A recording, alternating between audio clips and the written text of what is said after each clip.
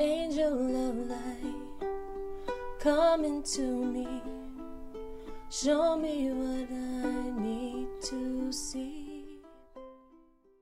Welcome to the Small Victories Podcast. I'm your host, Pauline Victoria, an inspirational thought leader that offers transformational perspectives based on my unique experiences as a woman born without arms and legs. I feel like my life has been full of small victories that has led me to discover the greatness within. I believe that there is no summit upon which we reach our greatness.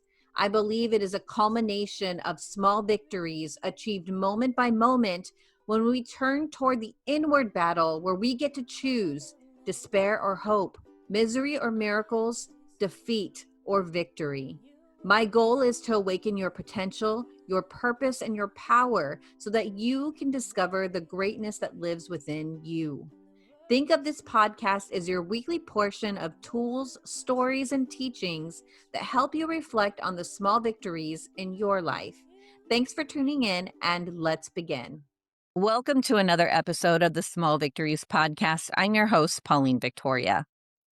What if trauma isn't something to get rid of, but something to listen to? What if the very pain you've been trying to outrun is actually protecting you and quietly waiting to guide you back to wholeness?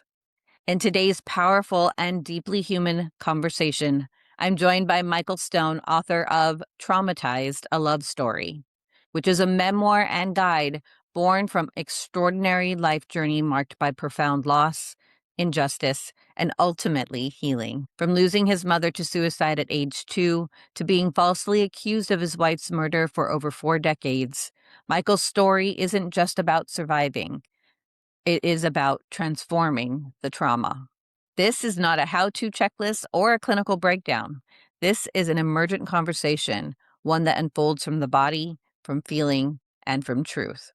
If you ever felt stuck in old patterns, disconnected from yourself and others, or wondered how to truly live free and whole, this episode is for you. Michael, thanks for coming on the show. My pleasure. Thank you for having me, Pauline. I am very blessed to have you on this show because I feel like everyone has trauma. I feel like that's safe to say. It's like It you're is. going to enter the human experience. Welcome to trauma. And no, different degrees, right? And so I'm really excited about your work. Obviously, your work is not something that you've studied, it is something you have lived through. And if you are listening to this and you want to go check out Michael's website, I would really recommend it. It's called Well of Light, I believe, oflight.com. And the work you have put into your own healing is commendable. I do love interviewing people who not just have studied their work, but have been a product of it. So thank you for bringing that to the table for this conversation. Yeah, thank you, Pauline. Okay, where to begin? Do you feel like the easiest place to begin is at the beginning, or because it's a long story you've lived? Start right here, you and I, just together, and the people that are listening. I think something you said I want to underscore, and that is that we're all traumatized. And I think it's useful to define trauma a little bit. I worked in the corporate world as a kind of corporate shrink for over 30 years. And there I learned about systems and systems thinking. And why I feel that's important is because when we say we're all trauma, many of us are traumatized. We have some trauma that's personal and familial, but we also are carrying ancestral trauma and legacy burdens, as well as things that are really good from our ancestors. And we also have collective trauma from the wider field. And so we're living in a sea of trauma. And if you look at the state of the world right now, it's not a pretty picture. With climate change and war and fascist governments growing and many things that are horrifying that are happening in the world. And you think, why is this happening? Is there one thing that I could point to and say, oh, this is the source of that? That's trauma, because trauma creates separation. It's separation to protect ourselves. And the nervous system, which has been evolving for hundreds of thousands of years, actually, trauma is a brilliant thing that protects us in an overwhelming situation. So if there's a huge event that happens, I might get hit, I might see my parents fighting, I might be in the middle of a war, whatever that is, in an overwhelming situation, our nervous system fragments and suppresses a part of our essence, a part of our soul, really. And that shows up in the body as numbness or as tension in our body. So particularly chronic tension. If you have a lot of chronic tension, you probably have a lot of unintegrated trauma. And Mm. so trauma is not the thing that happens to you. It's what happens in you when the thing happened. That's a really important distinction. If it was the thing that happened, you just stuck with it. But if it's what happens in me, I have access to healing that. So that's a really important recognition. Secondly, so that's the second thing is what happens in me. The third part is how did I adapt to the trauma? Because the adaptation often becomes our career, our purpose, our sense of what to do in life. So Mm. let's say that my family was fighting and a mess, and I had to manage my family as a 5-year-old or a 7-year-old. I had to manage them. So then I become a CEO or something like that. Mm. Or have to, in order to get love, I have to be a helper. So I become a nurse or a doctor. So it's really interesting how trauma becomes often our profession and what our work in the world. But the biggest thing about trauma is that it's not a brokenness. It's not a something that I have to get rid of or want to get rid of, which is what we try to do. It's actually an immense intelligence. Now, what we generally do is push it away, try to overcome it, try to get stronger, do better, learn more. But that doesn't touch it because that's all up in the head. And the head has had a coup over the heart. The real work is in the body. And Okay. so when we go to the body with a somatic perspective on looking at trauma, then just the awareness can integrate the trauma. When we bring awareness to that pain that was too much that I couldn't feel, that fear, that shame, that overwhelm that happens, it was too much. I had to push it down. But it's like our refrigerator. Your refrigerator has food in it and it's plugged into the wall. And that energy keeps keeping the food cold. But in terms of my trauma, which is lodged into my body, my nervous system is constantly needing to use chi dollars, energy dollars in my body in order to keep it suppressed. So Mm. rather than get rid of it, when we try to get rid of our trauma responses, the things that happen that we push down, we're trying to get rid of something that we already pushed down. We already abandoned that part. So we abandoned it when we had the trauma, and now trying to get rid of it, we're abandoning it again. And the nervous system is saying, hey, it's not safe. You can't go here. So it ups the protection of it. But the real thing that we need to do, I call it the mystic in the marketplace. We need to turn towards it.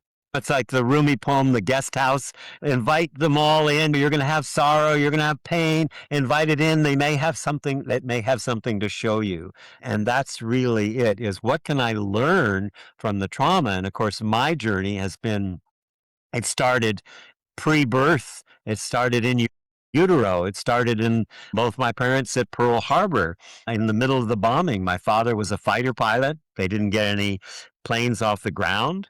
My mother was in the Women's Air Force working as the assistant to the commander of the Pacific Fleet. Both of them were right in the middle of it all, and they didn't do well out of that. They called it shell shock then. And I was born just between two atomic bombs. The tension and the fear and the anxiety was overwhelming. My mother became, whatever you call it, not able to deal with life, which is what, of course, trauma can do, reduce you to not being able to hold your emotions or to just deal with life. And so she abused me a lot as a child, thinking if I cried, I was the devil or something, put a pillow over my face. And all of these happened. And then at 2.5, I found her hanging. And then my father was absent, so I was sent to different places, to military schools, to other areas. Then I had several violent stepmothers. And then at 30, my wife, we had a 4-year-old. My wife was murdered and raped in Carmel, California. And it took 40 years before DNA evidence finally, just 3 years ago, just put the person in prison after over 40 years, 42 years. I've had a lot of practice. That's an understatement, I feel. It's interesting, Pauline, what trauma does to you, because it reduces your capacity to be in the world and to meet life. And I'll just share a little bit about my wisdom that I've learned around that. First of all, as I said, I think I was 35 years in the corporate world, learned to start thinking in terms of systems. So when I look at trauma with the people I work with, I'm not just looking at the personal trauma. I'm looking at the individual, the familial, the ancestral, and the collective, and how they all work together. I'm doing a course for the Shift Network coming up on legacy burdens, the things that we carry from our ancestors. And so much of what happens in us didn't start with us. It might have started with our great-great-grandfather or our grandfather who was in the war and killed innocent children and then had all the shame that he carried. And that shame becomes a burden that gets passed down to the next generation and the next generation. And we don't know why we feel that shame or that fear. And again, these are things that we need to turn towards to be able to integrate, to allow ourselves to feel the things that were too much. And that's all it takes. It's not fixing. It's not like getting rid of something. It's not like I suddenly know something more. It's just I feel the pain and I allow myself to turn toward it, and I titrate that. I don't do it all at once. When I work with people, I work with them first, what I call presencing, bringing into a state of presence. And presencing is a verb, not a noun. It's not presence, it's presencing, because presence is always here. Mostly we're not. I drove up to Tahoe, an hour and a half, 2 hours, and I went, what happened in the hour? And I have no idea what happened. I was just driving. I wasn't present there. And we do that all the time. So the first key to being able to meet the challenges of trauma is to bring ourselves into a state of presence. And that means soften, slow down, feel our feet on the ground. And that's, if I had any advice to give people in these times right now, that would be it. Soften, slow down, and pay attention. And so then when we do that, we realize, oh, I'm looking through particular lenses, both an external lens and an internal lens. There's the world out here, the gross reality, and then there's the world in here, which mostly we're not paying attention to. But as we do that, and the presencing deepens into a kind of witnessing, we realize there's 10,000 different things happening at every moment in my body. Now, if we were trying to pay attention to all of them, we'd get locked up. We'd go nuts, right? But when I begin to soften and slow down in presence, and then I expand that to witnessing, I raise the resolution of my inner awareness, and I begin to feel the tension in my body. I begin to feel the numbness. So again, it's not mental, it's somatic. No amount of talk therapy will ever integrate trauma. It has to be physical. So that's a really important thing to recognize. So I have to come into my body. I have to feel my body. So I presence, I witness, I'm witnessing that. And as I begin to witness it, different feelings, different thoughts, different emotions will come up. And I do like somatic anthropology. I start digging into the layers that are in my body. And some of them are scary, and some of them carry a lot of shame or anxiety or grief that's in there. But I slowly begin to turn towards that, and I embrace it as much as I can. I embrace that. It's again Rumi's poem, The Guest House. Invite the sorrows in, invite this. They may be here to teach you something. Allow them, because it's what's happening. It's not that we're adding something. It's like we're creating more capacity to hold life. So when I embrace that, then automatically the awareness and the saying, Thich Nhat Hanh used to say, can I love my little anger? Can I love my hatred? Yeah, yeah.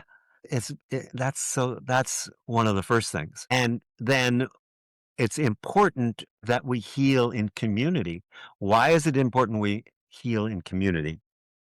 Because we were wounded in relationship, and therefore we makes sense to do that in relationship. But also, when we were growing up in our early developmental stage, if we weren't felt, seen, heard, held, protected, and looked through loving eyes looking into our eyes, then we never were co-regulated, so that we never really learned to self-regulate.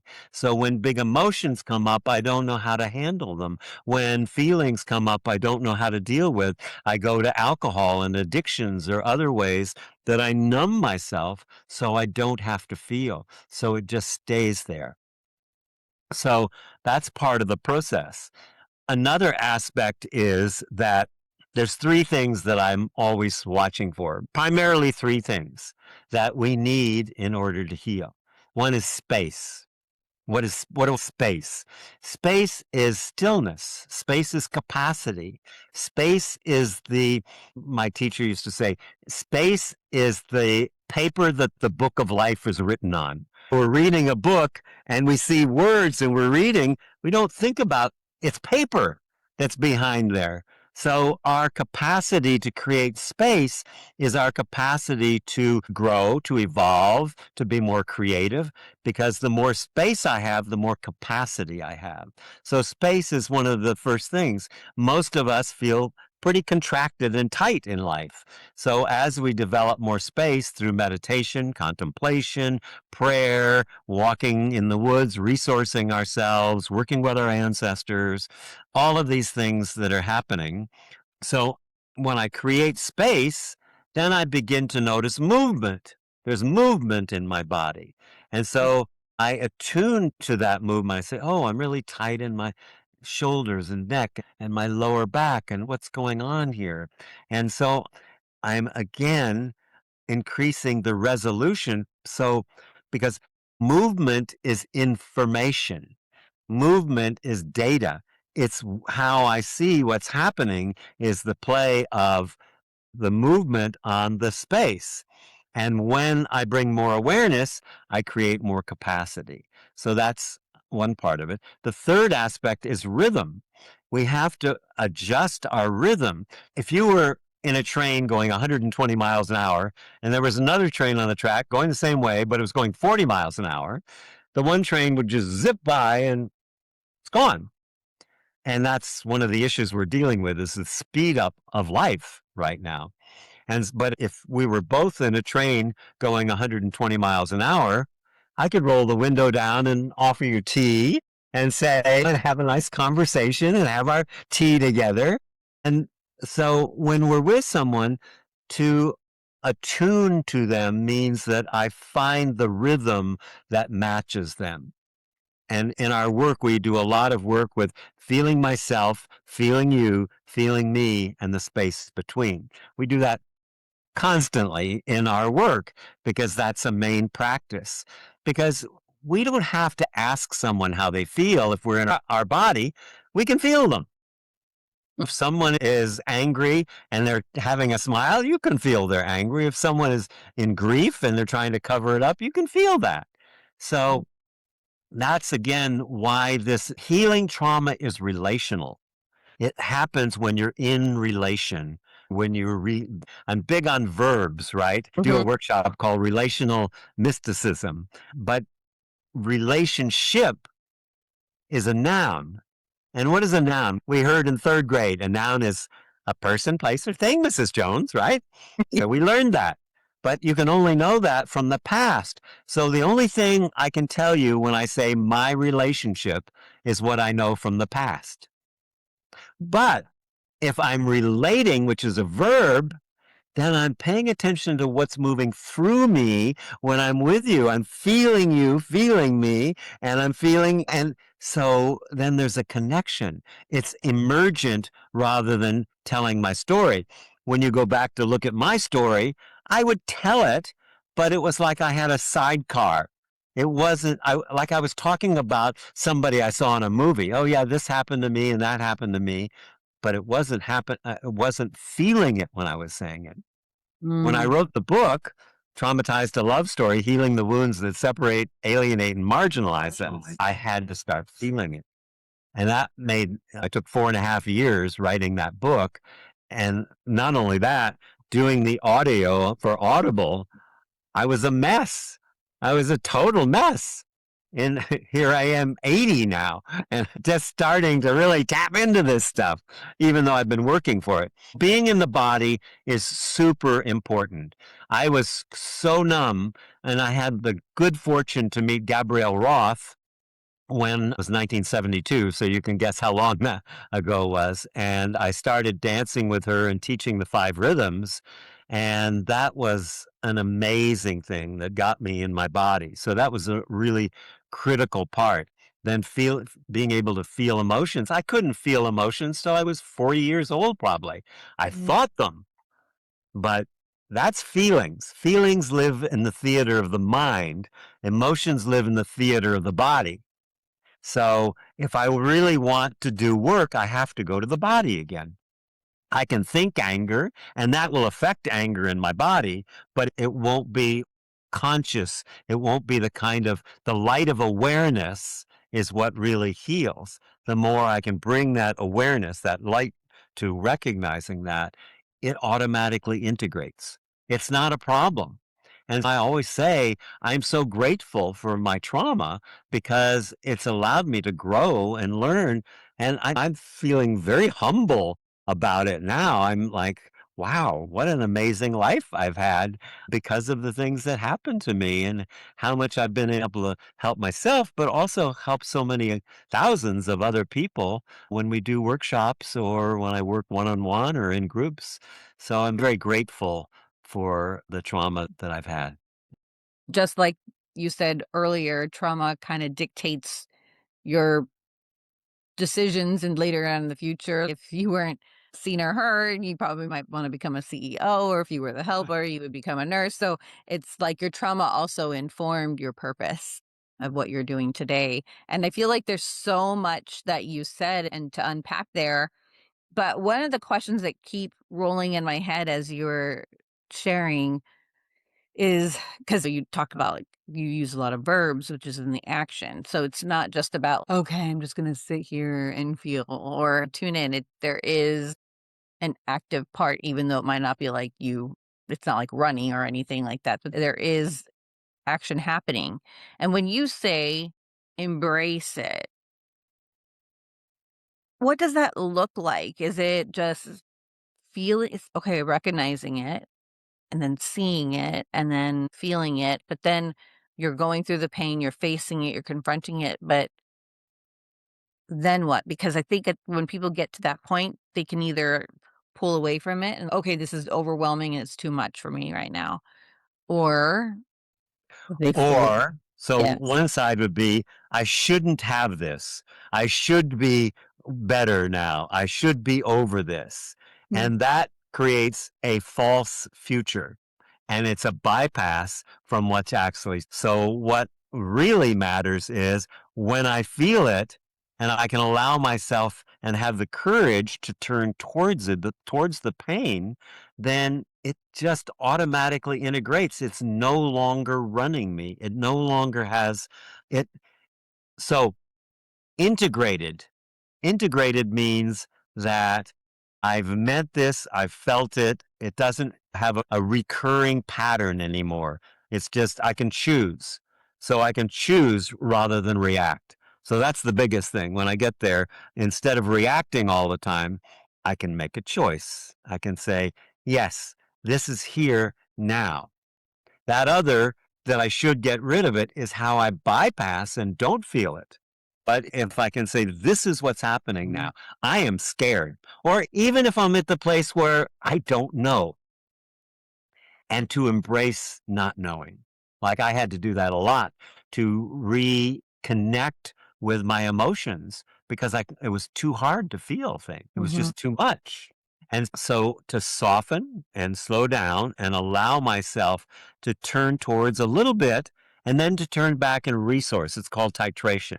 You feel a little bit of the fear that's there, and then you resource, and you can resource going on a walk. You can resource by talking to a friend. You can resource with an ancestor. A lot of the work I do in the ancestor work is I have ancestors are so important. And in this culture, we pay no attention to our ancestors. Not even to our live older parents.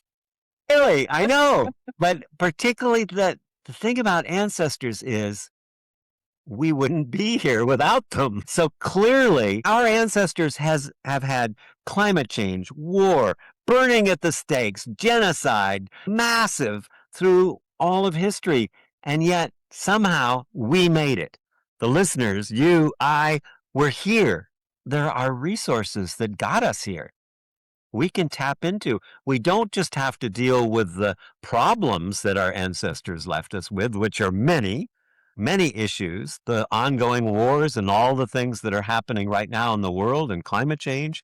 That is something that that has been handed down to us that is a challenge, many challenges, but also many resources.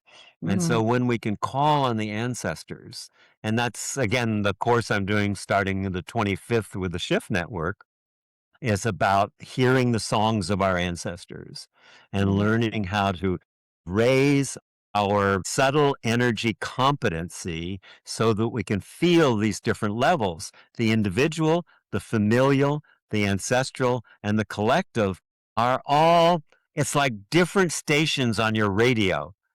When you can attune to these things, you can move through these different sensing.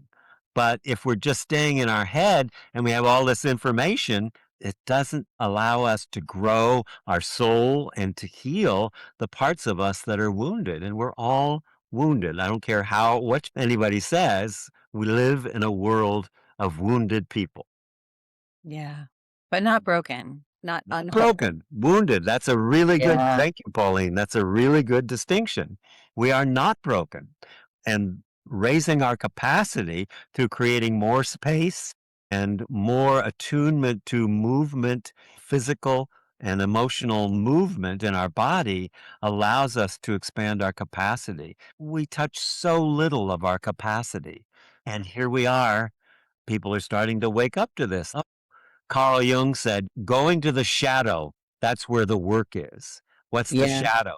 The shadow are all those things that I don't want anyone to know, and I certainly don't want to feel them.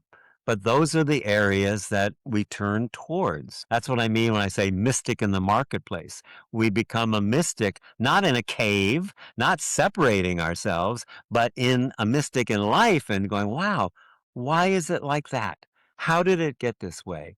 And then we have walking questions. Walking questions are, what am I here for?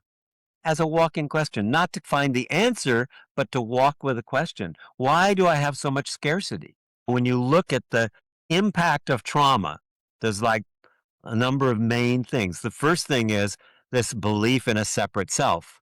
You don't heal trauma in a separate self. It's relational. We are relational beings. We are defined by our relationships. So when there's trauma and there's this separation that happens and I become separate, you're over there, I'm over here. And that's one way to know people. But what if I looked a different way and I said, yeah, I'm over here and you're over there, but in a very much more real way, you, Pauline, are here in my nervous system and I'm in your nervous system. And I can only really know you to the circumference of my capacity to know myself. So good. Can you say that again? Isn't that great? Yes. And we had this amazing moon last week with the eclipse. I don't know if you saw it, but My husband took pictures. Yeah. But you look at the moon and you say, wow, look at that moon. It's so bright. It's so beautiful. But we don't stop to think of what is the moon doing right now? It's influencing my mood. It's moving the tides. It's bringing the water up in the trees and on, that this moon that we're looking at the moon, we aren't paying attention to. There's more people in fights and bar fights during a full moon than any other time. I had someone I dated years ago was in the New York City emergency, a nurse in there, and she would tell me these stories on a full moon. I would go, oh my God, you know. But Unintegrated trauma, that's what that looks like. yeah, exactly.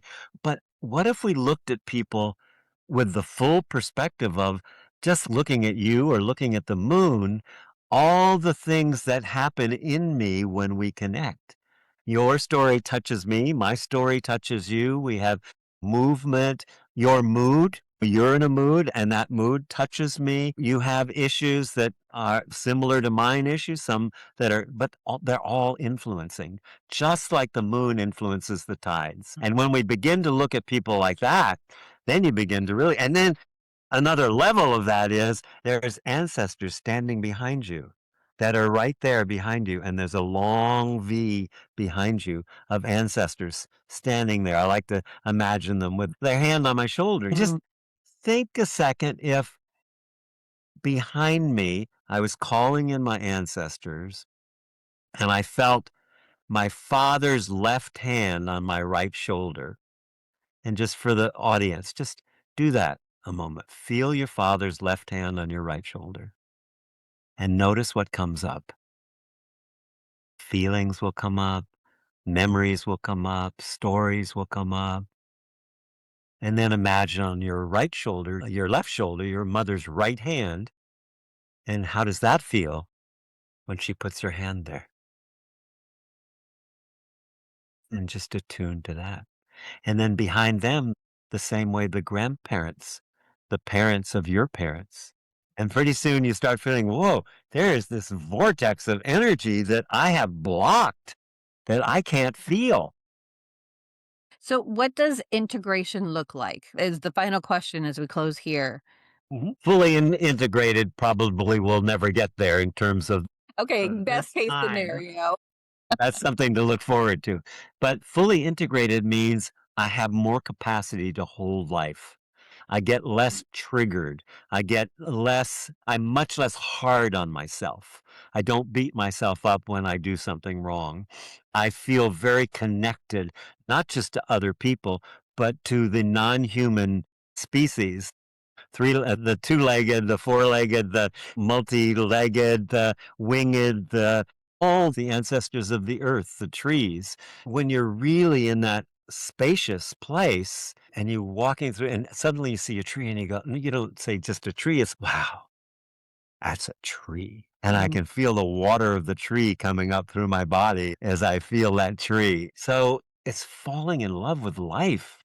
The more we heal trauma, the more we tap into the deep love that the Creator has imbued everything with. And we begin to feel that. And there's a sense of just joy and compassion and openness and safety too. People who are integrated feel more safe in life. Yeah, they can trust life a little bit more. Exactly. Yeah, Exactly. That's yeah. exactly what happens.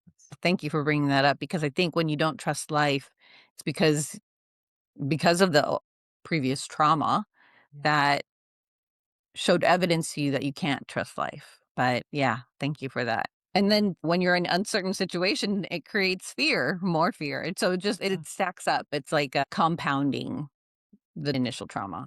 Fear just begets more fear. Yeah. And it's not to get rid of fear either, because fear isn't all the emotions are great teachers. I do a whole course on the teachings of each of the emotions. When you can drop in and start to feel the emotions, anger protects us. Grief opens up our heart. Every emotion that we have is a very huge teacher. That's beautiful. Thank you so much, Michael, for Good to be with you. Thank you. sharing your experience and doing the work of diving deeper of how to help other people fully integrate their traumas, not to run away from it, not to push it down more, not to hide from it, but to fully embrace it and integrate it into their lives. And I love what you said. I don't know if you can repeat, if you remember what you said about my capacity to hold you is on. Do you remember what you said? My capacity to connect with you and to feel you and know you is directly proportionate to my capacity to feel and know myself. I can't know you any more than I know myself. Yeah. Yeah. So good. So good. So it is not selfish to do the work to increase your self-awareness, to see your pain and work with it and really integrate. The future of life on earth, it depends on it. Yeah. And we Yeah. don't realize that when we heal, it ripples out. When I heal a fragmented part of me that is numb or is creating tension, when I heal that, I heal my ancestors all the way back. Whatever they were carrying, I no longer have to carry, so it heals all the way back. I heal my future generations, my children and future generations, and I heal a part of the collective because the collective is always impacting me, just like the ancestors are always impacting me and my children are impacting me. But when I do my own work, inner work, it makes a difference. People Yeah. feel lost. They say, what do I do? What do I do in this crazy world with all the war and everything? And they're looking out there. I'm going to save the world. I'm going to do this or do that or whatever. But people are lost. And let me share you a little poem to end in, okay? There's a poem. I just feel so many people feel lost right now. There's a poem, if I can remember it here, and it's called Lost. And it's the answer to what if a native child asked an elder, Grandfather, what do I do when I'm lost in the forest? And he says, stand still. The trees ahead and bushes are not lost. If whatever a tree or bush is lost on you, you are surely lost. Stand still. The forest knows how to find you. You must let it. It wasn't exact, but it's a great poem. And the message The clear. point is that when we connect with other people, we no longer feel lost and separate. And that's the essence of this work is really connecting with each other, Absolutely. particularly people that we don't agree with. Thank you. Yes, because that even can teach us more about ourselves when we put ourselves in spaces where it may reveal more about you and our thoughts when we are with people that we don't agree with. So thank you for bringing that. I think that's also a very important message, especially in today's divisive world. So thank you for connecting with me, for being on my podcast so we could now connect with our listeners.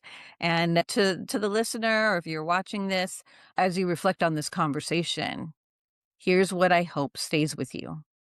You are not broken. You are never broken. The parts of you shaped by pain were created to protect you, to help you survive. And when you allow yourself to feel instead of fight, to listen instead of suppress, something powerful happens. Trauma stops defining you and starts informing you. Healing isn't about erasing the past, it's about integrating it so fully that it no longer runs your life from the shadows. And when you do this work, you don't just heal yourself, you heal your family lines, your ancestors, your relationships, and even the collective spaces you move through. This is how we live victoriously, not by bypassing pain, but by transforming it into wisdom, resilience, and love. And every time you choose presence over numbness, correction over isolation, and courage over fear, you reclaim your humanity. Thank you for tuning in to another episode of the Small Victories Podcast. And until we meet again, be blessed. Angel of light, come into me. Show me what I need to see.